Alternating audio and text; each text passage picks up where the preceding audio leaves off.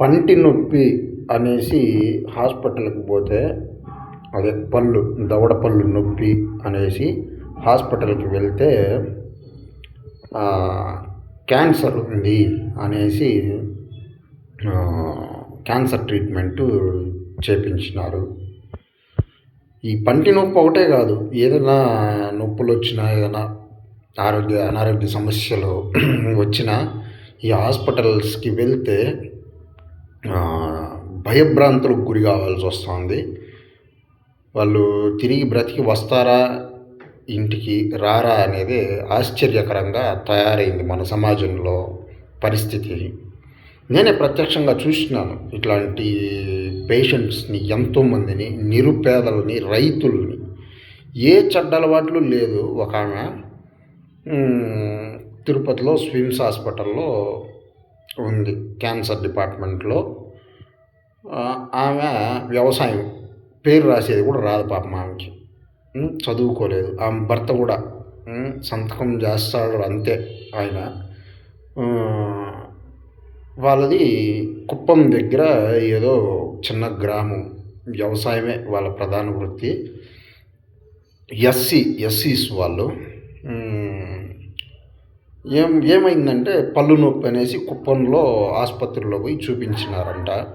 చూపిస్తే అది ఏదో చిన్న కురుపులాగా, ఒక చిన్న మొటిమల లోపల గుల్లలాగా ఉండిందంట. ఉంటే సరే, దానికి వాళ్ళు ఏదో రక్త పరీక్షలు చేయాలా అది ఇది అనేసి చేసినారు. చేసి లేదు, ఇదేదో సమస్యగా ఉండేట్లుగా ఉంది, మీరు తిరుపతికి పోండి స్విమ్స్ హాస్పిటల్కి అనేసి పంపించినారంట. కుప్పంలో ఏదో హాస్పిటల్ నుంచి ఇక్కడికి వస్తే మీకు క్యాన్సర్ ఉంది అనేసి క్యాన్సర్ ట్రీట్మెంట్ డిపార్ట్మెంట్లో చేర్పించుకొని రేడియేషన్ చేసినారు. ఈ పళ్ళు ఉంటాయి, దవడ పళ్ళు దగ్గర మొహానికి రేడియేషన్ అనమాట. ఆ మొహమే మారిపోయింది, పూర్తిగా షేపులు మారిపోయింది అనమాట. ఫేస్ ముందులాగా లేదు. ముందు ఎంత బాగుందంటే, ఆ ట్రీట్మెంట్ కాకముందు మొహం చూస్తే ఫోటోల్లో అంత బాగుండే మొహము షేప్ మారిపోయింది, సన్నగా అయిపోయింది మనిషి. ఒకే 10 రోజులు రేడియేషన్, 10-15 రోజులకే మనిషి సగం బరువు తగ్గిపోతాడు ఈ రేడియేషన్ చేస్తే. ఈ క్యాన్సర్ పేషెంట్లకి అసలు నిజానికి క్యాన్సర్ ఉందా, లేదంటే ఈ కార్పొరేట్ హాస్పిటల్లో వీళ్ళు బిల్లులు చేసుకునే దానికోసం, డబ్బులు దోచుకునే దానికోసం, మళ్ళీ ఉచిత వైద్యం ఆరోగ్యశ్రీ అనేసి అంటారు. ఆ డబ్బులు ఎవరివి? మనవే కదా. ప్రజాధనాన్నే ప్రభుత్వం వాళ్ళు ఆ హాస్పిటల్కి బిల్ శాంక్షన్ చేస్తారు. అది అప్రూవ్ అయితేనే వీళ్ళు ట్రీట్మెంట్ చేస్తారు హాస్పిటల్లో అడ్మిట్ చేసుకొని. అది అప్రూవ్ కాలేదంటే నువ్వు నెల రోజులైనా కానీ అక్కడనే వెయిట్ చేయాల్సిందే, లేదంటే ప్రాణాలు కోల్పోవాల్సిందే, చావాల్సిందే అట్లే రోగంతో ఎగిరిపడి. ఎంతమంది పేషెంట్లు లైన్లో నిల్చుకొని ప్రతిరోజు ఆరోగ్యశ్రీ పథకం అప్రూవ్ చేసుకునే దానికోసము డాక్యుమెంట్లు ఇస్తూ ఉంటారంటే, అక్కడ వాళ్ళు స్కానింగ్లు, ఫోటోలు తీసేది, అప్రూవ్ కోసం అప్లోడ్ చేసేది ప్రభుత్వానికి, ఆన్లైన్లో పంపించేది. అది అప్రూవల్ వచ్చిన తర్వాత మళ్ళీ వీళ్ళు ట్రీట్మెంట్ స్టార్ట్ చేస్తారు అడ్మిట్ చేసుకొని. ఇంత దరిద్రంగా మన వైద్య వ్యవస్థ అనేది ఇంత అధమ స్థానంలో ఉండదు మన రాష్ట్రంలో, మన దేశంలో.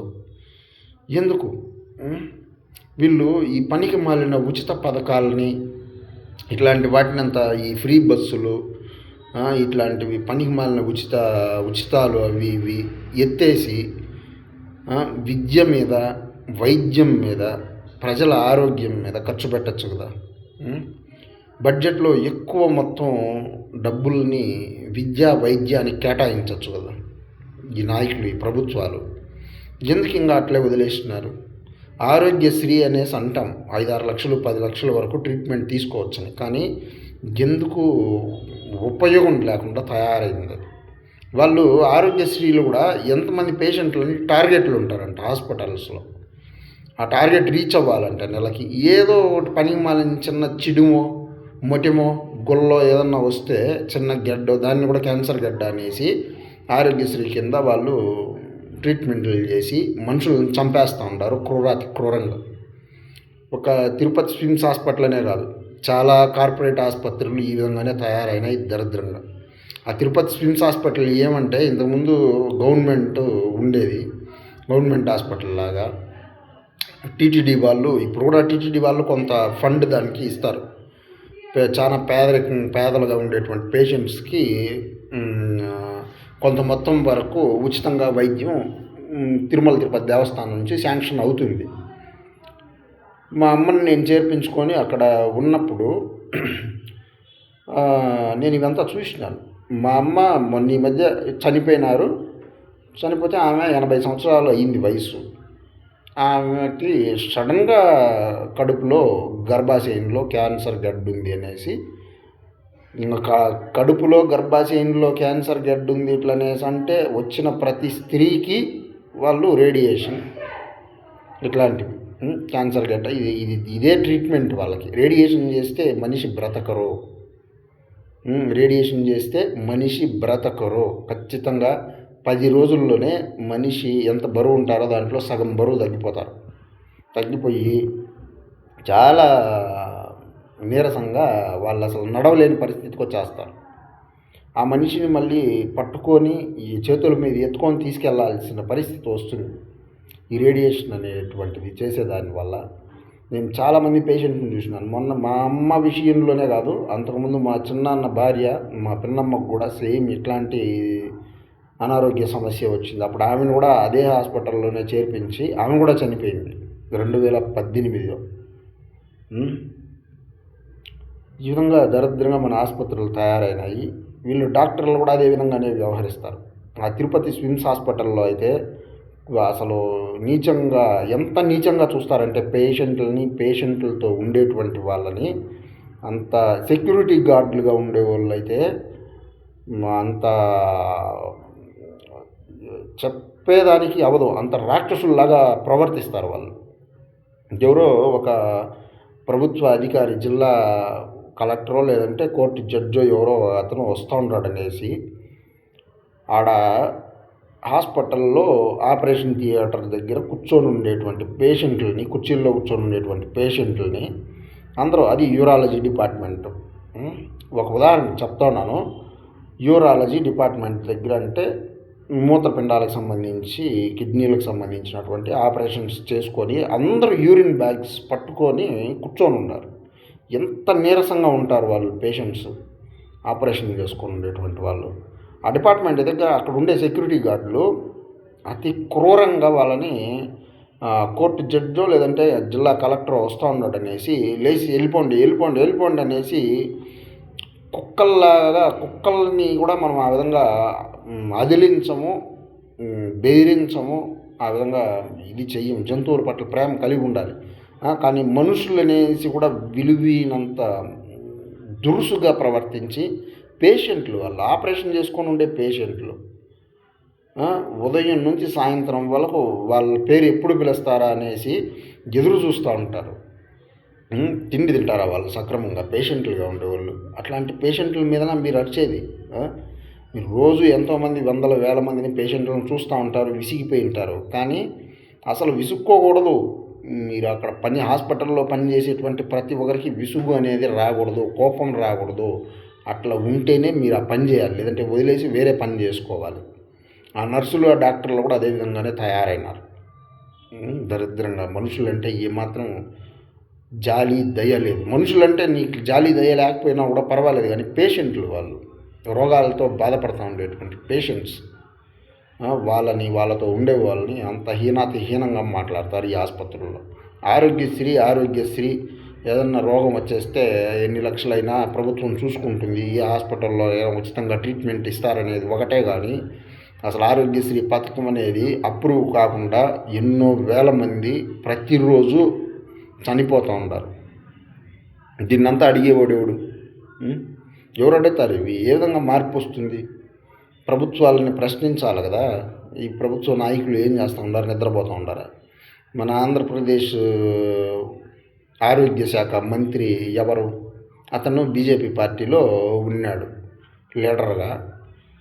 కేంద్ర దీంట్లో సెంట్రల్ లీడర్గా ఉన్నాడు. జాతీయ నాయకుడిగా. ఇప్పుడు అతనికి మన ఆంధ్రప్రదేశ్ కూటమి ప్రభుత్వంలో ఆరోగ్య శాఖ మంత్రిగా పదవినిచ్చినారు. ఎందుకు పనికిరాడు. అసలు సత్యకుమార్ అతని పేరు, వై సత్యకుమార్, బీజేపీ పర్సను. ఏం ప్రయోజనం, ఏం చేస్తూ ఉన్నాడు ఈ వైద్య ఆరోగ్య శాఖ మంత్రి? వీటినంతా పర్యవేక్షిస్తూ ఉన్నాడా? ఆసుపత్రులకి వెళ్ళి సక్రమంగా టాయిలెట్ వ్యవస్థ లేవు ఆసుపత్రుల్లో. చూడండి, వెళ్ళి చూడండి, మన ప్రభుత్వ ఆసుపత్రులు వెళ్ళి చూడండి, ఆర్వీఆ హాస్పిటల్ చూడండి, చిత్తూరులో గవర్నమెంట్ హాస్పిటల్ చూడండి. ఇట్లా ఏ డిస్టిక్లో మీరు తీసుకున్నా కూడా ప్రభుత్వ ఆసుపత్రులు పరమ దరిద్రంగా తయారైనాయి. ట్రీట్మెంట్లు బాగలేవు. ఆ డాక్టర్లు, ఆ నర్సులు పేషెంట్లని అంత హీనంగా చూస్తూ ఉంటారు, తిడతా ఉంటారు, బెదిరిస్తారు. ఏం మీరు ఉచితంగా మీరు జీతాలు తీసుకోకుండా ఏమన్నా సేవ చేస్తూ ఉంటారా? మీకు అందరికీ జీతాలు ఇస్తూ ఉంటారు కదా. ప్రభుత్వం నుంచి ప్రతి ఒక్కటి వస్తూ ఉంది కదా. ప్రభుత్వం నుంచి వస్తూ ఉందంటే ప్రతి ఒక్కరికి అవహేళనే. ఏమంటే వీళ్ళు ఫ్రీ వీళ్ళకి అనేసి డబ్బులు వాళ్ళ చేతికి మనమే ఇస్తే అప్పుడు మంచోళ్ళు, అప్పుడు కూడా పీల్చి పిప్పి చేసుకొని రక్తం తాగేటువంటి రాక్షసులు వీళ్ళు, ఈ డాక్టర్లు, ఈ నర్సులు, ఈ ఆసుపత్రుల్లో ఉండేవాళ్ళు. ప్రభుత్వ ఆసుపత్రులు, ప్రైవేట్ ఆసుపత్రులు అయితే అది అన్నీ అట్లనే దరిద్రంగా తయారైనాయి. మనిషి హాస్పిటల్కి వెళ్తే తిరిగి బ్రతికి ప్రాణాలతో ఇంటికి వస్తారో రారో తెలియనటువంటి ఆందోళన పరిస్థితికి తీసుకొని వచ్చేస్తున్నారు సమాజాన్ని, దేశాన్ని. ఈ ప్రభుత్వాలు, ఈ నాయకులు వీళ్ళ స్వార్థ ప్రయోజనాల కోసం, వీళ్ళ దోపిడీల కోసము. ఆసుపత్రులకి ఎవరు వెళ్ళొద్దండి. చిన్న చితక ఏదైనా రోగాలు వస్తే కొన్ని రోజులు వెయిట్ చేయండి. వారం, 10 రోజులు, నెల రోజులు వెయిట్ చేసి ఏదైనా మీరే ఆయుర్వేదం ఇట్లాంటి ట్రీట్మెంట్లు ఏదైనా ట్రై చేయండి. ప్రయత్నించి చూసి అప్పటికి చాలా ఎక్కువ దాని ప్రభావం చూపిస్తే అప్పుడు వెళ్ళండి హాస్పిటల్కి. అప్పుడు కూడా తెలిసినటువంటి డాక్టర్లు, మంచి వాళ్ళు ఉండారు కొంతమంది, మంచి వైద్యం చేసేటువంటి వాళ్ళు. అట్లాంటి వాళ్ళని చుట్టుపక్కల అందరినీ తెలుసుకొని వివరంగా ఎక్కడ మనకి వ్యాధి నయం అవుతుంది అట్లాంటి చోటకి వెళ్ళండి. ఇట్లాంటి కార్పొరేట్ హాస్పిటల్కి, గవర్నమెంట్ హాస్పిటళ్ళకి వెళ్ళి ప్రాణాలు పోగొట్టుకోవద్దండి. వయసులో ఉండేటువంటి స్త్రీలు కూడా, మా అమ్మకైతే 80 అయిపోయింది వయసు, ఆమె 4th స్టేజ్లో ఉంది ఇట్లా అనేసి అన్నారు. ఇట్లా కానీ 40-50 సంవత్సరాల వయసులో ఉండేటువంటి ఆడవాళ్ళు కూడా చస్తూ ఉంటారు. వాళ్ళ జీవితం ఏమయ్యేది? వాళ్ళ పిల్లల పరిస్థితి ఏంది? వాళ్ళ కుటుంబ పరిస్థితి ఏంది? వాళ్ళేం కోటీశ్వరులు గారు అక్కడికి వచ్చేవాళ్ళు, అంతా నిరుపేదలు, కూలీ నాలి చేసుకునేటువంటి వాళ్ళు, వ్యవసాయం చేసుకునేటువంటి వాళ్ళు, ఇట్లాంటి వాళ్ళు వస్తూ ఉంటారు. వాళ్ళంతా ఏం చెడ్డలవాట్లు చేసినారని, ఎందుకు వాళ్ళ క్యాన్సర్ ఇట్లాంటి భయంకరమైన రోగాలు వస్తూ ఉన్నాయి? ఫుడ్, వాళ్ళు తినే ఆహారం కాలుష్యం అయిపోయింది, పొల్యూట్ అయిపోయింది. అంతా రసాయనాలు ఇవంతా ఉపయోగించి వ్యవసాయాల్లో అన్నిటినీ పాడు చేసి పెట్టినారు ఈ ప్రభుత్వాలు, ఈ మెడికల్ మాఫియా. ఇవన్నీ చాలా కుంభకోణాలు. ఇవంతా ప్రభుత్వాలకి అవగాహన లేదా? అవగాహన ఉంది వాళ్ళకి, కానీ ఇవన్నీ చేస్తేనే వాళ్ళు కోట్ల రూపాయలు దోచుకొని వాళ్ళ పిల్లలు, వాళ్ళ తరతరాలు విలాసంగా విదేశాల్లో బ్రతికేదానికోసం ప్రజల్ని ఈ విధంగా దోపిడీ చేస్తూ ఉన్నారు, మోసం చేస్తూ ఉన్నారు. ప్రజల బతుకు మీదనే దెబ్బ కొడుతూ ఉంటారు వాళ్ళు. ఆలోచించండి ప్రజలందరూ, మనం ఎట్లాంటి వాళ్ళకు ఓటేయాలి, ఎట్లాంటి వాళ్ళని ఎన్నుకోవాలి అనేదాన్ని ఆలోచించి సమస్యల పట్ల విచక్షణ బుద్ధి కలిగి ఆ సమస్యల పరిష్కారానికి ఏం చేస్తే ఈ సమస్య పరిష్కారం అవుతుంది అనేదాన్ని నిశితంగా ఆలోచించి వివరాలు కనుక్కొని ప్రయత్నం చేయండి. ఇంకా ఉంది ఈ ఆసుపత్రుల వ్యవహారాల గురించి. నేను ప్రత్యక్షంగా ఎదుర్కొని బాధపడినటువంటి సందర్భాలు, ఆ ఉదంతాలు ఎన్నో ఉన్నాయి. చెప్తా ఉంటాను, ఒక్కొక్కటే చెప్తా ఉంటాను, వీడియోస్ చేస్తాను.